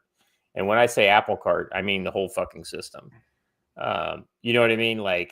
And so this could literally be the kind of spark that puts the organized, revolutionary communist kind of machine into gear. That, they stop fiddle fucking around with rocks and Molotov cocktails and fireworks in the street and go straight to firearms and explosives. Listen, Rowan, I appreciate you. You're a longtime guy in the chat. I got you, but boy, you'd think that after the last 5 years, the Nothing Ever Happens crowd would get sick of getting kicked in the teeth every other week. But here you are again. No, I think things happen constantly. I think he's talking about nobody's going to get arrested. No, they're not going to do it. It's like there's not going to be any follow through on the part of the Trump administration, kind of like what everybody's complained about with Epstein and all that kind of stuff. Potentially there. I will say that even bringing this up puts us on the verge of what Scott's talking about. Like, even talking about this in public, having this be a part of the conversation, puts us down the road to them kicking it off. Even just putting this all out in the light decreases their credibility, which takes another weapon out of their arsenal that isn't violent, bloody revolution. All right, I'm going to read a little bit of this as far as some of the background, and then I'll probably try to stick to the article for the facts of what the actual annex says. These are reviewed newly classified documents reveal that not only did the CIA believe a Russian intelligence assessment that Hillary Clinton's campaign planned to smear Donald Trump by linking him to the Kremlin, it's clear that the FBI helped the Clinton campaign orchestrate the Russian hoax to distract from its investigations into her emails. So this is basically a cover for the things that she was essentially on the chopping block for. And the reason why the Obama, gave the thumbs up on it was because he didn't want his legacy being tarnished by essentially having to have his Secretary of State, hauled before a grand jury over her illegal server. Let's see. They classified several documents. The Obama administration manufactured and politicized intelligence to create a false narrative. The hoax dossier was used to bolster Russian interference narrative despite CIA objections and its discredited status. Brennan insisted on referencing the dossier, even though senior CIA officials warned it was flawed. And so, like, now we turn to the Durham Annex, okay, which includes a 2016 memorandum alleged that Russian intelligence knew of a Clinton campaign plan to tie Trump to Russian hackers. So essentially, what happened was they had not penetrated the DNC. Like they always talked about, oh, well, the Russians hacked the DNC servers or whatever. Evidently, they didn't hack the DNC. What they did was they hacked some DNC operatives. And so from that, they learned about this whole plan by the Clinton campaign. Well, the irony is that the Dutch were spying on the Russians, and the Dutch were the ones that brought it to the U.S. and to the USIC, the intelligence community, and say, you guys should hear about this. The Russians have found out that Hillary Clinton is planning on doing this thing against Donald Trump. And so when it was brought to them, nothing, they did nothing. Let's see. Let me go back to the memo claims. Go ahead. No, never mind. You started reading out. I just wanted to address something in the chat. You go ahead. The memo claims that the plan was designed to distract the American public from the Clinton email server. Gabbard's HPSCI report similarly references Russian intelligence claiming Clinton's campaign discussed linking Putin to Trump. Clinton's approval of smear campaign. Pages 4 and 5 of the annex highlighted in X posts contain a 2016 memorandum alleging that Clinton personally approved a plan on July 26, 2016 to frame Trump with Russian hacking claims. The memo suggests that this was to distract from her email scandal with coordination involving DNC leadership and outside groups. Russian intelligence awareness. The annex confirms that Russian intelligence was aware of the plan, which aligns with Gabbard's claim that the FBI and the CIA had access to this information, but pursued Trump-Russia narrative anyway. No new criminal charges. Despite these allegations, Durham's broader investigation in 2019 to 2023 found no evidence of a criminal conspiracy. This is where it's rich. Amongst Obama officials to fabricate intelligence. He criticized the FBI's handling of the Steele dossier and Crossfire Hurricane, but did not charge Brennan, Clapper, or any of the others named by Gabbard. To briefly summarize, the classified appendix provided further information about the matters covered in parts of Durham's report, specifically those relating to Hillary Clinton's plan to link Trump to Russia and the threat of a foreign influence by a foreign government, and Carter Page's FISA application renewals. But the most material information covers the Clinton plan and provides further details on how that plan started, efforts by Clinton and her team to influence officials within the Obama administration, and how the Clinton campaign would have used CrowdStrike to further their theory that the Russian hacked and leaked information from the Democratic National Convention. The smoking gun. So we've got a tweet here by Benny Johnson that kind of refers to this. So I'll just read directly from the tweet. Smoking gun. The declassified Durham Annex confirms Hillary Clinton personally approved the plan to frame Trump. And so what we have here are the actual things where it says, hi, Hillary Clinton approved Julia's ideas about Trump and Russia hackers hampering U.S. election. That should distract people from her own missing email. The point of making the Russia play a U.S. domestic issue. So they're literally sitting here. This is the plan to pull all this stuff together. Now, I will remind you of all the shit that came out of this Russia hoax, right? So, for instance, General Flynn and his activities were put directly into context of the Russia hoax. And so I'm trying to remember the name of the guy, Carter Page.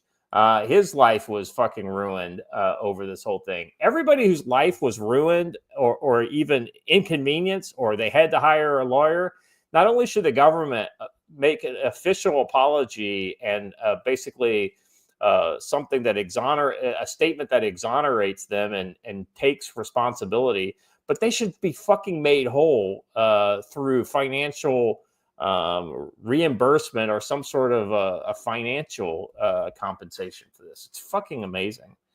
The further email here says the media analysis of the DNC hacking appears solid. This is an important story because it will be the first time that we know of that a state deliberately uses the infiltration and publication of data to interfere in the U.S. election, which they did not do. Julie says it will be a long-term affair to demonize Putin and Trump. Later, FBI will put more oil on the fire.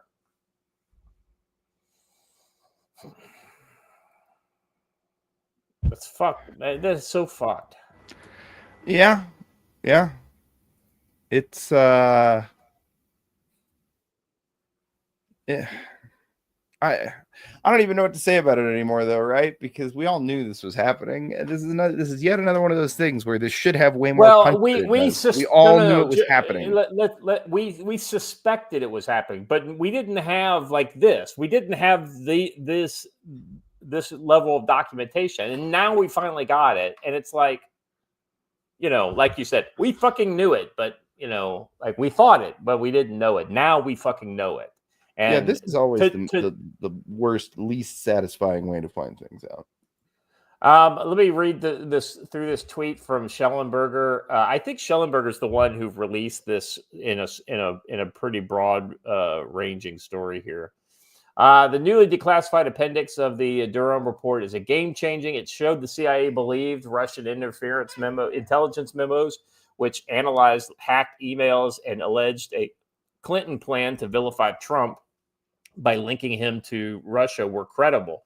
The CIA prepared a written assessment on the authenticity and veracity of the above-mentioned intelligence. The CIA stated that it did not assess that the above redacted memorandum or redacted hacked U.S. communications to be a product of Russian fabrications. And then it's got it literally says that CIA prepared, it does not assess that the above blank memoranda or blank hacked U.S. communications to be product of Russian fabrications. In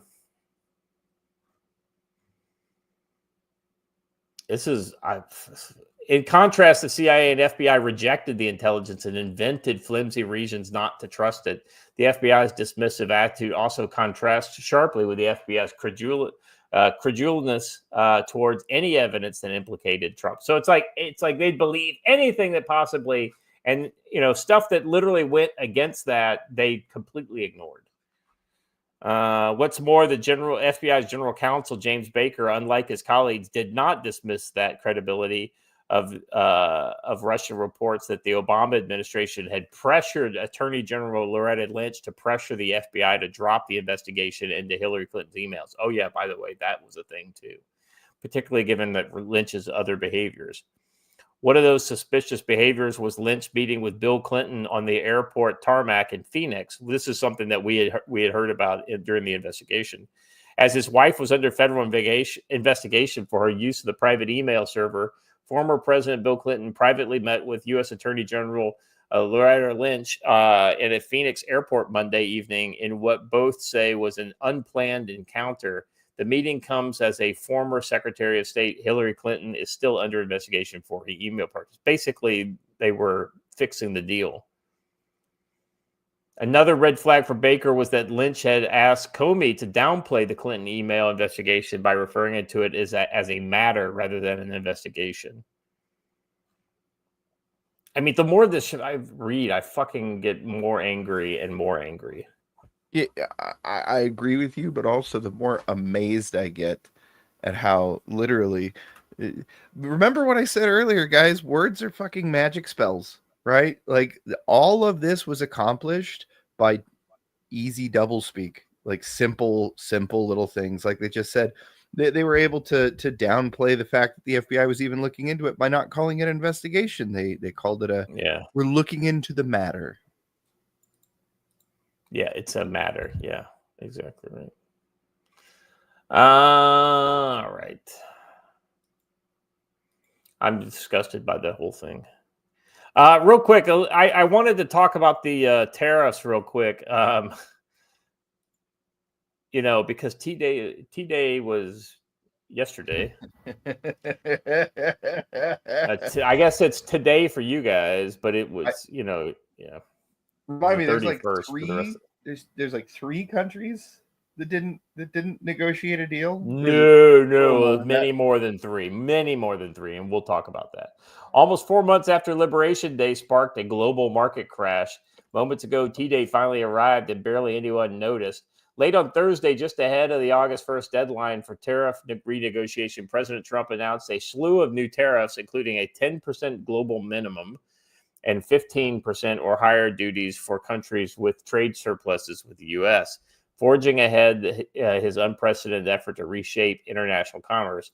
First, the silver lining. Baseline rates for many trading partners remain unchanged from the duties Trump imposed in April, which may ease investors' fears. Although the S&P is sitting at record highs, it is difficult to claim anyone has fears about anything after the president previously said that they could even double. Yet Trump's decision to raise tariffs on Canadian goods to 35% threatens to inject fresh tensions into an already strained relationship. When I saw that, I thought that was great.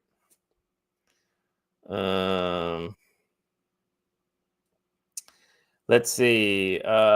Trump signed a new tariff directive just hours before his prior August 1 deadline for higher tariffs to kick in. As Bloomberg reports, most tariffs will take effect on midnight on August 7th to allow time for U.S. Customs and Border Protection to make necessary changes to collect the levies. Taken together, the result will be significantly higher tariffs on goods from almost all U.S. trading partners. The average U.S. tariff rate will rise 15.2%. If rates are implemented as announced, according to Bloomberg Economics, an increase from 13.3, significantly higher than the 2.3 it was in 2024 before Trump took office. Major industrialized economics, including the European Union, Japan, and South Korea, accept 15% duties on their products, while charges on items from Mexico, Canada, and China are even bigger. Today's announcement notwithstanding, Trump is expected to unveil separate tariffs on imports of pharmaceuticals, semiconductors, critical minerals, and other key industrial products in the coming weeks.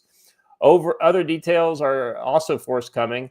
The so-called rules of origin to decide which products are transshipped or routed through another country and thus could face at least a 40% rate. A senior U.S. official told Bloomberg, adding the decision would be made in the coming weeks. In the end, imports from about 40 countries will face the new 15% rate, and roughly a dozen economies will be hit with higher duties. Some of those were expected, such as a 25% levy on Indian exports. Trump announced this week on social media. Others included a 20% on Taiwanese products and 30% on South African goods. Thailand and Cambodia, 2 countries that were said to have struck a last-minute deal, received a 19% duty, matching rates imposed on regional neighbors, including Indonesia, Philippines. Vietnam's goods will be tariffed at 20%.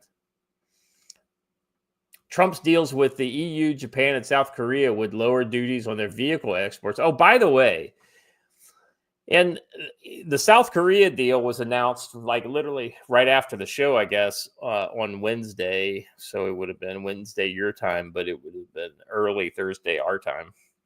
And the deal with Korea was supposed to be like 15% and then nothing on cars and then opening the market to beef and rice. Well, the funny thing about that is the Korean media is basically saying that the Korean president's administration is basically saying, no, we're not taking the rice and the beef. They're mistaken. That's not part of the deal. So they don't know what the fucking deal is. On the Korean side. And I keep, I'm talking to my wife about this because she's the one telling me what the Korean media is saying. And I'm like, the deal is the deal. They just haven't accepted it yet. Because Trump's going to do whatever the fuck he wants in the end. Well, right. Like, stop us, right? Yeah. Let's see. Trump followed through on the threat to hike tariffs on exports from Canada, one of U.S.'s largest trading partners, from 25 to 35% on goods that do not comply with the U.S.-Mexico-Canada agreement. Mexico received, let's see, Mexico got a 90-day extension to negotiate a better agreement. Earlier the day, Trump wrote on Truth Social that he agreed to extend for 90 days. He said 25% fentanyl tariff, 25% tariff on cars, and a 50% tariff on steel, aluminum, copper would remain in place. Still, other nations are set to hit with even bigger tariffs. Trump has pledged to hike tariffs to 50% on Brazil. Holy shit. I didn't realize that. Over its digital policies and legal action against former President Jair Bolsonaro, a Trump ally. Syria is at 41%. Laos and Myanmar are at 40% each. Lesotho, however, has been reeling from Trump's threat in April to impose a 50% duty. Instead, received a 15% rate. So I bet they're happy. That change puts the landlocked mountainous kingdom at an advantage against the far larger country that exists entirely surrounds it, South Africa. If you don't remember, Lesotho is that kind of the island country within the middle of the ocean of South Africa. Another country that apparently was all fucking freaking out was Switzerland, which is sitting at like a 25% tariff rate. And they're like, wait, what? You know, because U.S. is the largest consumer of Swiss chocolates. So, yeah, not happy about that. It'll be interesting to see what the markets do after, you know, a couple of days once we've kind of we're kind of through all these tariffs and everything. But yeah, I could really see some future conflict coming out of these tariffs. You know, and let's be honest, it looks like Trump's effectively using this as a weapon against conflict as well. Yeah. Lance Cooper veteran for $5 said these traders are lucky people are too demoralized to do something themselves versus waiting for arrest and jail. It will not happen. Yeah, you're talking. Well, here's the thing. Like, if you have a large enough group of people who are very anti-Hillary Clinton and thinks that she's a bad person and she's escaped justice, you may have some wacko decide to take justice in his own hands and see her off to this mortal coil on his own, which would probably not be the right answer. Yeah. As satisfying as it may be from a moral standpoint, it's not going to help things. What's the phrase everybody uses? The forms must be obeyed. Yeah. There's a way we go about this for a reason. I think everybody forgets, and it's funny they forget because enough people talk about it often enough. What is voting? What is democracy? It is random PMW guy. Go ahead. I'm getting ready to read your chats. I'm sorry. I was just catching up. Random PMW guy 84 for $2. It's quite clear that Israel's PR sucks. The West Bank is relatively quiet, and the contrast needs to be made on what life is like when you live in peace with Israel and you go to war. Yeah, and so that's the reason why I think ultimately annexation would work, right?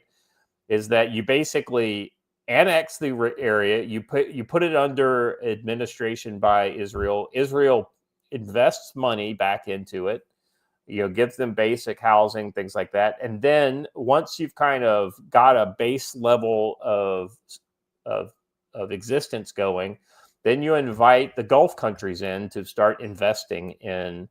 And then after that kind of works for a while, then you bring in some of the Gulf countries that and allow some level of autonomy and potentially like co-administration with Israel over these, you know, over the region of Gaza, right?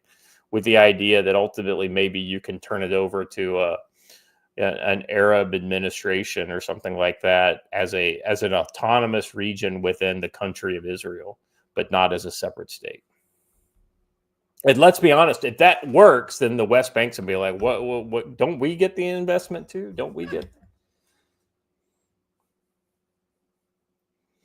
And then random PNW guy had another super chat for $2. No one will be arrested or held accountable for any of this. GOP are cowards, and they will just fundraise off of it. Also, you missed my Gaza super chat. I got you, brother. Yeah, I'll comment on that. Yeah, they are indeed cowards, but I do not believe that's why. The issue is the same issue we've talked about forever. They're not just cowards; they're on the same team.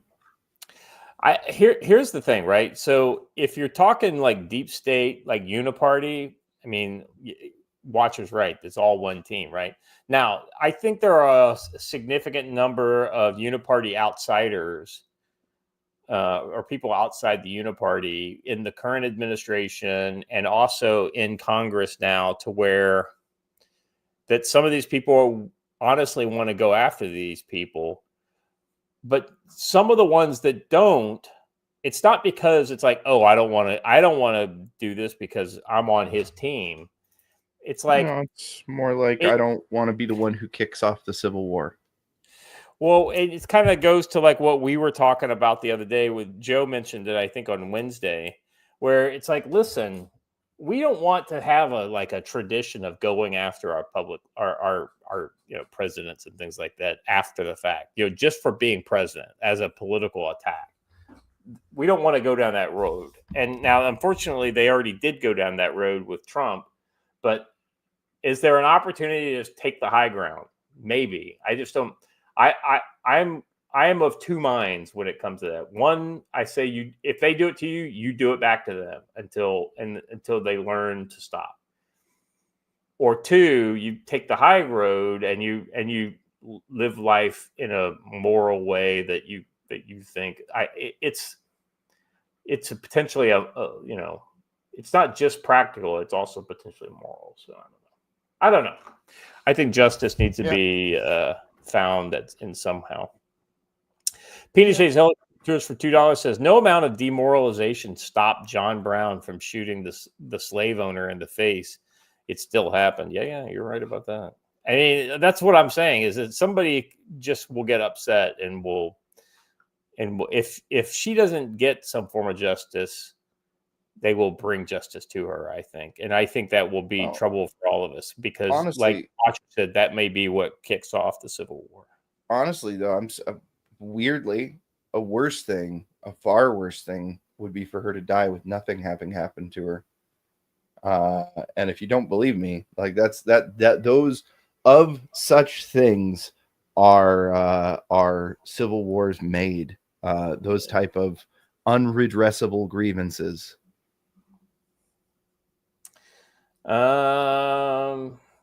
Watcher, did you see Bitcoin's taking a bit of it's on a bit of a discount run here? No, as I look, it's under one. It's under 115. It's at 114,809. Yeah, I mean, I'll tell you what people have been telling me ever since I learned about Bitcoin in 2011. The best time to buy is now. Or sorry, the best time to buy was 2008. The second best time is right now. Yeah, that's right. Watcher, that's all I got. Anything else you have for the folks? Unrelated to anything we've talked about today. Get your name off the organ donor registry. Get your name off the organ donor registry. Get your name off the organ donor registry. The doctors are openly talking about redefining how they're able to call death so that they can just take your organs for the greater good. They're not just openly calling for it. They're writing op-eds in the New York Times, which is a pretty prestigious thing. I am telling you right now, this has been a push that's been happening for over a decade. Get your name off the organ donor registry. Penis Shades Helicopters for $1 over in Rumble says, you don't need a civil war, just a night of the long knives for the guilty. See, this all has to be done in the right way because, look, you have to remember, you're thinking from your aggrieved side. remember that the other side is disconnected from reality as they are, still get a say. And if things aren't accomplished in a way that they don't really have any mental way to try and see their way out of it, then all you're doing is creating more issues for future, and not long distant future. I disagree with this. BTC is not only worth it if you got 10 grand. I'd say, I'd say if you have $100 to invest, put $10 in Bitcoin. Done and done. Yeah, like one of the things that I've done is like I have an account, and every time I get above a certain amount, I just take like the top half of that account and I buy Bitcoin with it. But you know what's the other important side of that nobody ever mentions? You're gonna invest in crypto after somebody finally breaks your bubble, gets through your mentality, and talks to you about what the underlying technology is and makes you understand why it's important, right? But then you're going to be obsessed with it for like 3 to 5 years, and you're going to do nothing but chart watch forever. The important thing about Bitcoin, the way you make money in basically any of these, is you buy it and then you forget about it. Yeah, that's the best thing, because it's very volatile, and it'll drive you nuts if you say like, oh, you buy it at 10 and it goes down to 3 and you're like, oh my God, I just lost $7. But no, then it goes back up to, whatever. Squish, So, I'm a bad person to ask about that. I am the Bitcoin equivalent of a guy storing my dollars in the mattress. I don't use any platforms. I just think that if you're gonna buy Bitcoin, I don't invest in crypto. I just buy Bitcoin. I buy it and I hold it. And as far as platforms, I mean, if you're in the U.S., Coinbase is overpriced, but it's easy to use. If you want to go through the motions and all the KYC stuff, then and get the actual closer price, the markets are good ways to do that. I watch the Bitcoin price, and like literally it is literally always open on my screen, is this right here. I got us. There we go. It's just the Bitstamp Pro trade view. Lets me see what's going on. I can look at the depth chart. This is the order book. And gives you live candles and all that kind of stuff. So Bitcoin, I'm just telling you, it's not. Yeah, Kraken is solid. Yeah. Random PNW. I'll be honest. So all the money I made in crypto went to keeping my family off the streets during a multiple year-long period of time before when my brain had fallen apart and I wasn't able to really work or do anything, but the VA had not yet approved disability. So that's why I'm not a crypto millionaire, but crypto is also why I am not another homeless statistic. Right. All right, guys, that's all I got. Thank you for being here. Chat, you've been very generous today. Thank you for all of the super chats and the new members. If you guys, if you chose to support us with your dollars, I appreciate that. We'll try to do something here in the near future to do something fun, whether it's just a regular show where these guys make fun of me as I get drunk or something along those lines, or we do. I know watchers. From the sound of it, we need to pick one of these non-show days, and you and I just need to actually do a drill down on crypto, because there's a lot of people here who have some misapprehensions about it that have been solved since the time I was on the scene. So, well, like literally, if we ever do an AI crypto show, we'll need to tell Joe so he just doesn't show up that day. Pretty much, yeah. He wouldn't. He these are all like. I could already hear the sigh and eye roll. I know, right? Right? Anyway, all right. That's all we got for today. Thank you very much for being here, Watcher, Joe. You guys. You showed up tired and late, but you showed up nonetheless, so we appreciate you for that. Chat, thank you very much. You guys always hold up your end of the bargain. So good seeing you all here. We will be back on Monday as always. So until then, stay safe.